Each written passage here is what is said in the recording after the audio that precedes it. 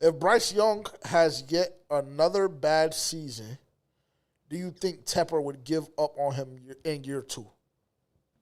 Absolutely. I do. I think that Tepper has shown us on multiple occasions that. Now, I will. All of this being said, I'm going to preface this by saying this is not 100% my opinion on what should happen if Bryce Young doesn't perform in year 2.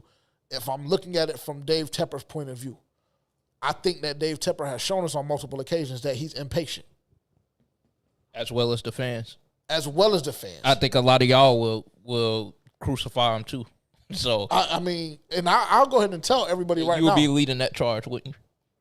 For sure. I don't know if I would be leading the charge because as much as y'all get on my top for talking shit about Bryce, I really be chilling in comparison to what I be seeing on X.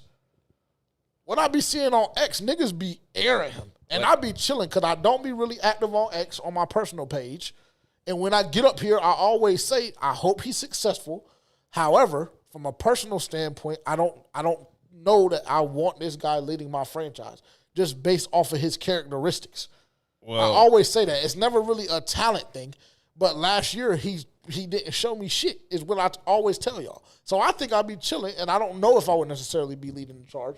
But I would say I would be banging the drum that we need to bring in another option in the draft, because what is an acceptable win total for this team? If we're looking at a team that has completely restructured, redesigned what it is, we're looking at a team that brought in a completely different head coach and coaching staff.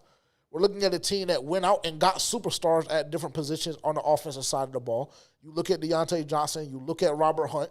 Those guys are the upper half of their position group. And I would even say Robert Hunt, just based on the stats, is a top 5 guard.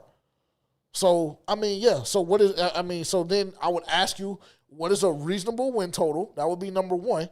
And number two, if we're not able to hit that win total, what was the reason why?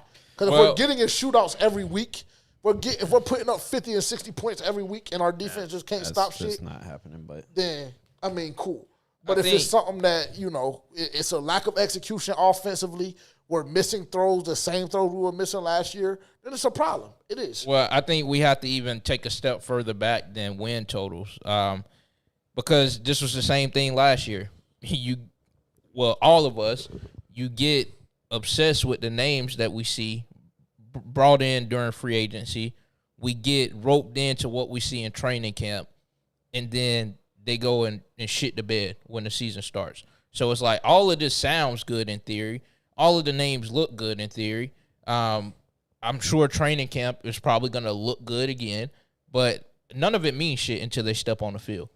So we could have went and got all of these weapons for Bryce. We can have done all of this shit to build around him, but guys still have to produce, including Bryce. He still has to get better. Those guys that we bought in, they still have to produce. So yeah, I think that question is based around the premise of, like, what you constitute as a bad season.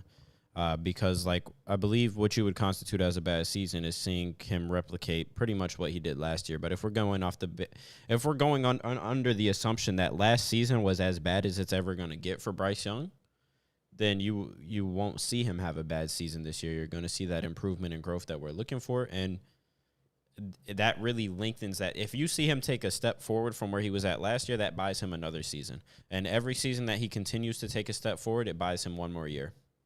Because if Tua can still have a job, Bryce can still have a job. If Kirk Cousins can still have a job, Bryce can still have a job. Like, you have some very if Russell Wilson can still have a job, Justin Fields, Zach Wilson, I mean, the list goes on and on. Mac Jones, your boy. Mac Jones. I mean, yeah. Trevor Lawrence. Trevor Lawrence, for as much as he was hyped up to be the number 1 overall pick, his numbers are not too dissimilar from Daniel Jones's. Just going ahead and putting that out there. They look if you did one of them blackout graphics where you covered up the 2 players, they're identical. You can't tell the difference. So, like, yeah, Bryce Young still has plenty of time, and he will take a step forward. Hope y'all all right. Because we're talking about, I mean, if we're looking at the question for what it is, we're talking about Dave Tepper, not about our opinion. Well, my thing is, I think that if he puts you in a situation where you got a fucking number 1 pick again, I mean, What what are you we gotta gonna do? sit on the bench? No, absolutely not. I Well, mean, and I then, think there's your answer. Yeah, absolutely. Because I was about to say, if you want to see me lead the charge, I'll lead the charge. I mean, if that's the case, I might be right behind you. If we gotta go, if we got a number one pick again next year, based off of the performances of Bryce Young and then the offense in general, there's a problem.